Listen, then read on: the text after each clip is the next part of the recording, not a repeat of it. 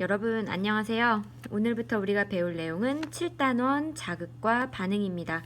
자극이 오면 그에 따라서 우리는 반응을 하죠. 그러면 이 자극을 받아들이는 기관은 어떤 기관이 있고, 또 반응을 하려면 우리 몸의 어떤 근육 같은 운동기관이 반응을 할 텐데, 자극을 어떻게 판단을 해서 반응을 하는지 그 여러 가지 것들에 대해서 공부해 보도록 하겠습니다. 그 중에서도 오늘 우리가 배울 내용은 빛 자극에 반응하는, 그러니까 빛 자극을 받아들일 수 있는 눈에 대해서 공부해 보도록 하겠습니다. 자, 여기 교과서에 눈의 구조가 나오는데요. 이 그림이 아주 좋은데 선생님이랑 같이 그려보면은 조금 더 이해하는 데 도움이 될 것 같아서 그림으로 한번 그려보겠습니다. 눈. 여러분도 선생님이 지금 그릴 때 눈으로 보고 종이가 있다면 같이 그려보는 것도 좋을 것 같아요. 자, 이게 전체적인 눈의 형태고요. 이 앞쪽에 투명한 막이 있어요. 투명한 막이 있고 눈을 보호해 주겠죠. 이 투명한 막의 이름은 각막입니다. 이 각막 옆으로 하얀색 막이 있어요. 가장 겉쪽을 싸고 있는데요. 이 하얀색 막,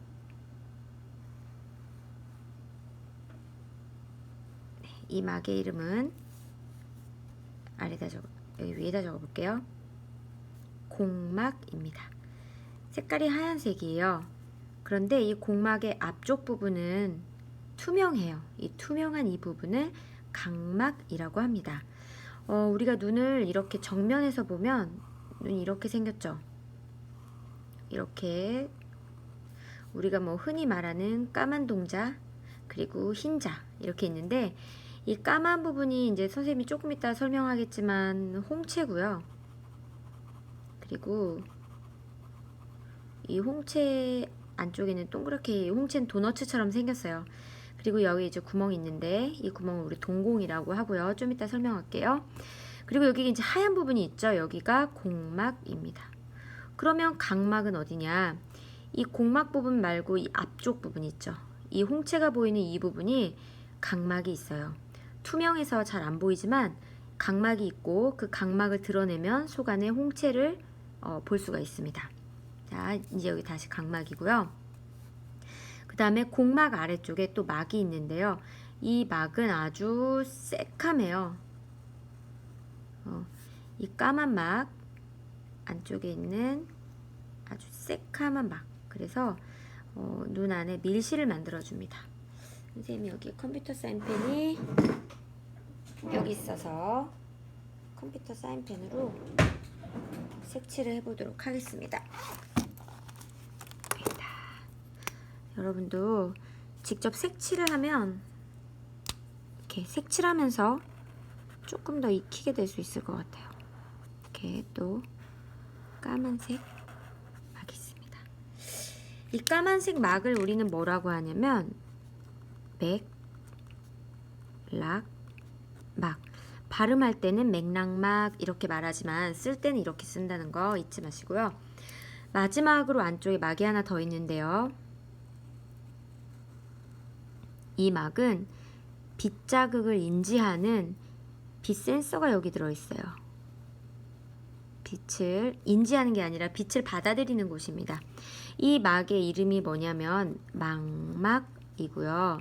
이 망막은 어떠한 세포로 구성되어 있냐면 시각세포로 구성이 되어 있습니다. 시각세포. 이 시각세포의 역할은 뭐냐면 빛을 받아들여요. 공막과 맥락막이 있지만 얘네들은 빛을 받아들이지는 못해요. 그런데 이 망막에 있는 시각세포들은 빛을 받아들여요. 그리고 그 정보를 시각신경을 통해 전달을 합니다. 그러면 시각신경은 어디 있나? 이제 얘도 망막이에요. 이 망막 앞쪽에 시각신경이 쭉 매달려 있어요. 망막 앞쪽에 시각신경이 이렇게 매달려 있고요. 이 시각신경이 눈 안에 있잖아요. 망막 앞쪽에 있으니까 이게 이제 뇌로 가야 되거든요. 대뇌로 가서 정보를 전달을 해줘야 되는데, 이 안쪽에 신경이 있기 때문에 바깥으로 빠져나가야지 여기까지 갈 수 있겠죠. 그래서 이렇게 안에서부터 바깥쪽으로 신경이 쭉 빠져나가요.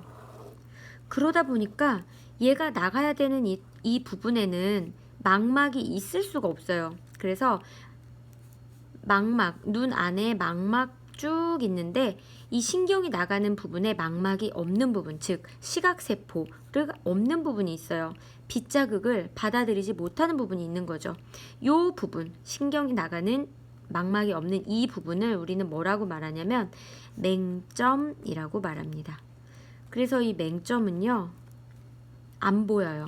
이 부분에 상이 맺히면 안 보여요. 우리는 물체를 볼 수가 없습니다. 눈을 뜨고 보고는 있는데 빛 자극을 이 부분은 받아들이지 못하기 때문에 이 부분에 상이 맺히면 물체를 우리는 볼 수가 없습니다. 맹점이 생기는 이유는 뭐라고요? 망막 앞쪽에 시각신경이 있어서 여기다 적어볼게요. 시각신경이 있어서 이 신경이 바깥으로 나가려다 보면 망막이 없는 부분이 생기는데 그렇기 때문에 상이 맺혀도 보이지 않는 맹점이 생기게 된다. 잘 기억해 두세요. 그리고 요거는 뭘까요? 신경이 모여 있는 다발입니다. 그래서 이거를 신경다발이라고 말해요. 자, 그 다음에 여기 이 앞에 렌즈가 있어요. 완전히 동그란 건 아니고 적당히 동그란 렌즈가 있는데 이 렌즈의 이름이 뭐냐면 수정체입니다. 굉장히 투명한 볼록 렌즈 같이 생겼어요. 수정체이고요. 그 다음에 이 수정체 앞쪽에 이렇게 수정체를 덮고 있는 부분이 있거든요. 마치 조리개처럼, 카메라의 조리개처럼 수정체를 덮고 있는 부분이 있는데 걔가 뭐냐, 이 덮고 있는 이렇게 얘가 바로 홍채입니다. 홍채, 글씨를 유의해서 보세요. 홍채. 됐죠? 자, 앞에서 보면은 우리가 정면에서 눈을 보면 이 부분, 이게 바로 홍채입니다. 홍채. 그러면 홍채가 없는, 홍채는 이렇게 도너츠처럼 생겼기 때문에 홍채가 없이 구멍이 뻥 뚫려 있는 부분이 있어요. 이 부분을 뭐라고 하냐면 동공이라고 말합니다. 동공, 구멍이죠. 홍채가 없는 이 구멍, 여기 이 부분이 동공이 되는 거예요. 자, 그러면 이제 수정체가 여기에 가만히 둥 떠 있을 수는 없는 거고 어딘가에 매달려 있어야 되는데 이렇게 끈, 인대라고 하죠. 인대에 의해 붙어 있고 이 인대를 또 누구랑 연결을 시켜주냐면 여기 이렇게 근육이 있어요.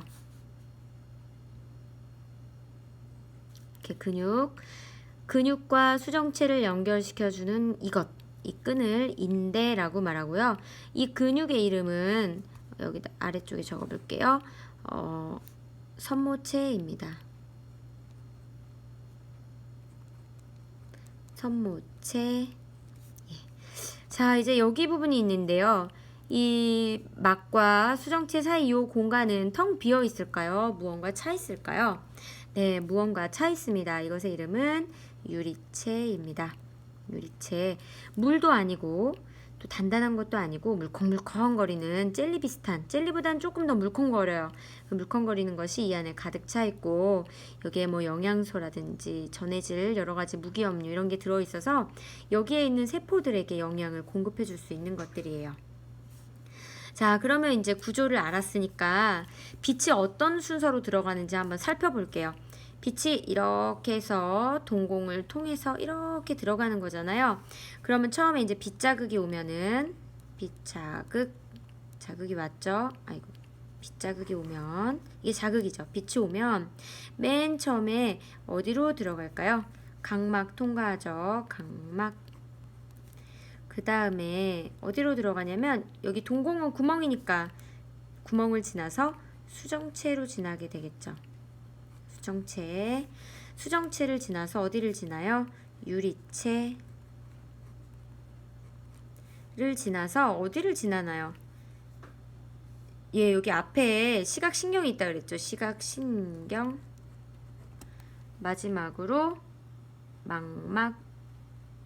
망막이 아까 뭐라 그랬죠? 시각세포라 그랬죠? 시각세포가 곧 망막입니다. 그러면 이제 이건 뭐냐면 빛이 이동하는 경로예요. 빛의 이동 경로.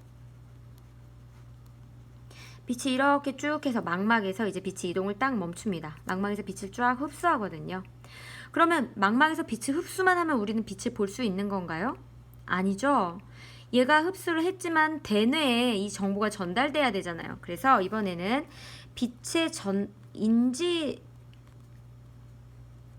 인지 경로, 빛을 우리가 빛이 들어왔네 하고 빛을 인지하는 경로를 살펴보겠습니다. 먼저 빛이 일단 있어야 되고요. 얘가 각막, 그 다음에 수정체, 유리체로 이렇게 들어와서 빛을 인지를 하려면 어디로 일단 들어가야 되냐면 망막으로 빛이 흡수가 돼야 되고, 이 흡수된 이 자극을 누가 대뇌로 전달해 주냐면 시각신경이 대뇌로 전달하면 대뇌가 빛이 왔네 하고 딱 판단하게 되는 거죠. 여기까지는 비슷한데 이 부분이 달라요. 이 부분이 다른 이유는 아까 말했죠. 망막 앞쪽에 시각신경이 있다 그랬죠. 그렇지만 인지는 망막에서 빛을 흡수한 이 자극을 대뇌로 전달을 해야 인지가 되기 때문에 망막, 시각신경, 대뇌 이렇게 되는 거고, 빛이 이동하는 경로는 망막 앞쪽에 시각신경이 있기 때문에 일단 이동은 시각신경, 그 다음에 망막이 된다.